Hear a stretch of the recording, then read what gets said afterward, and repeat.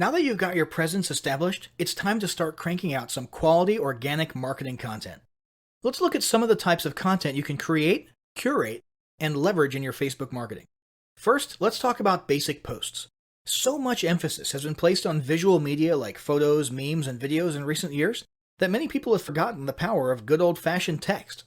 A basic textual post can accomplish a lot, and in fact, can actually stand out a lot in today's news feeds that are often filled with non-stop cliché viral images and videos. A standard textual post can be an excellent pattern interrupt in these cases. A textual post, whether it be from your personal profile, a business page, or a group, can be about anything you want. It might be a piece of content in and of itself, like an informative blog post. It could be a link back to some other content elsewhere, such as your blog or a website or your YouTube channel. Other great ideas for content are questions, stories, and jokes. These can be great for boosting engagement and getting conversations started. A newer feature worth mentioning is the ability to make your textual posts appear as bold text on a large colored background. This is an awesome attention-grabbing feature that's definitely worth trying for short messages. There's only room for 2 or 3 sentences. Finally, a poll is a great way to boost engagement in your textual posts as well. Asking questions is already something that boosts engagement, and people love voting on things. So naturally, when you pair the two together, you're likely to get some great social traction. Here's a quick hint. For polls, always say something like, "Tell us why" in the comments below, so people can talk about their opinions and get some conversations and extra engagement going. Next up, there's image posts and memes. It's been almost a decade, and we're still seeing images of Boromir from Lord of the Rings looking at us in our news feeds, and telling us about how one does not simply this, or one does not simply that. Why? Because it gets people's attention, gets your point across, and usually still results in a few likes, shares, or comments. Whether it's Sean Bean as Boromir saying one does not simply run Facebook ads without using a tracking pixel, or the Dos Equis guy sipping on a beer and saying, "I don't usually try to lose 5 pounds in 1 week, but when I do, I use high-intensity interval training." The fact is, memes work in almost any niche. In fact, it's precisely their goofy and ironic application to unexpected niches that causes them to be so funny and get a rise out of people. So it's settled. If you can find a few minutes per week to make a funny meme for your niche, it's definitely worth your time. But it's not just about memes. Other types of images can be beneficial as well. If you're working an authority angle, try posting images of you on stage at events. If you're promoting a free report or a free digital offer, you can use an image of the e-cover itself or even a generic stock image that you can find on the cheap at Adobe Stock. Make sure the images are relevant to your offer and audience. So if you're targeting restaurant owners, a smiling business owner standing outside of their restaurant might work. If you're doing a weight loss product, a stock photo of a woman stretching or a man running might be the ticket.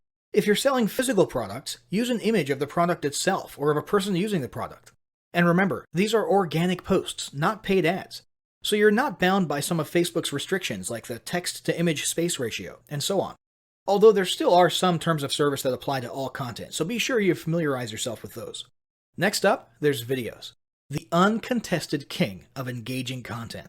This still hasn't changed. In fact, if anything, it's becoming even more of a norm than ever. If you're not using videos in your Facebook marketing, you're missing out big time. While it used to be common to use YouTube for hosting your videos and simply embed or link them on Facebook, in recent years, Facebook has started to beef up their own video hosting functionality. Today, Facebook is giving YouTube a run for its money, and many people are now beginning to lean towards Facebook as their primary video sharing venue.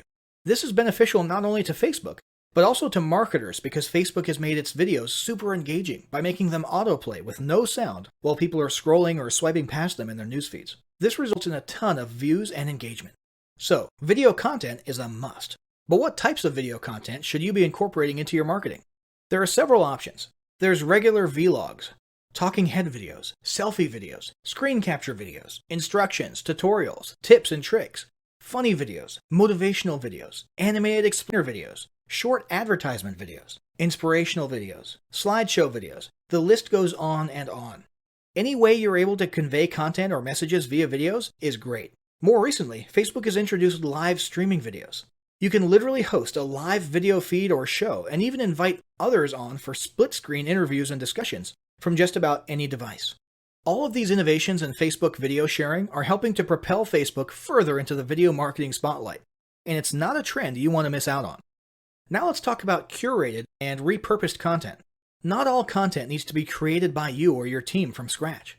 One very popular form of content marketing is content curation. This means finding existing content from someone else and simply resharing it yourself. This can be done simply by using the share button on Facebook to share other interesting or entertaining posts and add your own comment or commentary. Another way to curate content is to manually republish it. This can mean copying excerpts from someone else's blog, a news article, or a book, and so on. Just ensure you always attribute it to the author. For example, here's some great tips from the folks at such and such blog. And try to always put your own comments at the beginning or end and ask your audience what their thoughts are. This is a mutually beneficial form of content marketing because you're spreading the exposure of the other entity's brand, which they'll appreciate, while also posting content with almost no work required on your part. Another option for quick content publishing is to repurpose your existing content. Do you have ebooks, reports, or guides of your own? Why not take a chapter from one of your ebooks, tweak it at the beginning and the end, and publish it on Facebook? Heck, you could turn an ebook or report into a whole series of Facebook posts covering a whole week. Have a blog on your website with interesting articles and posts? Why not post a teaser or excerpt from each blog post, old or new, and a link to the post in question? Same goes for videos, podcasts, interviews, and so on.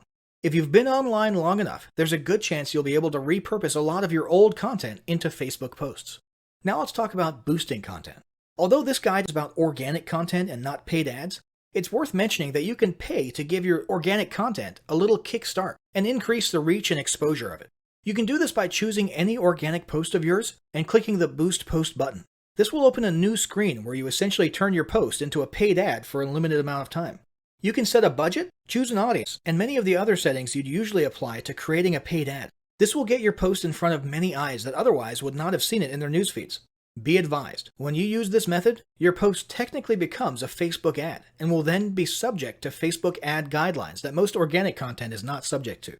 So if you have an image in your Facebook post and the image is almost completely text or has a very large text-to-image ratio, there's a pretty good chance it's not going to be a good fit as a boosted post. Now let's talk about content planning. Planning out your Facebook marketing strategy is super important. The last thing you want is for your Facebook presence to turn into one of those where you set up a page, post a few things, and then becomes lifeless for months at a time. This happens a lot.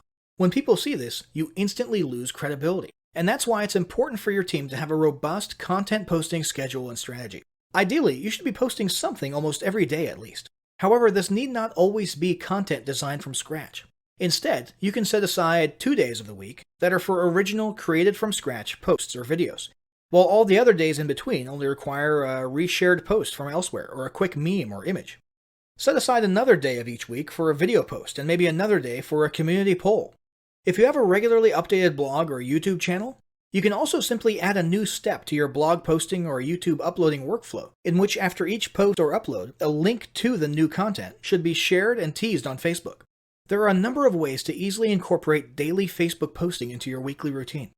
It would also be a good idea to establish a daily or at least weekly routine for you or a team member to go through all your posts and reply or interact with your audience if they commented or asked questions.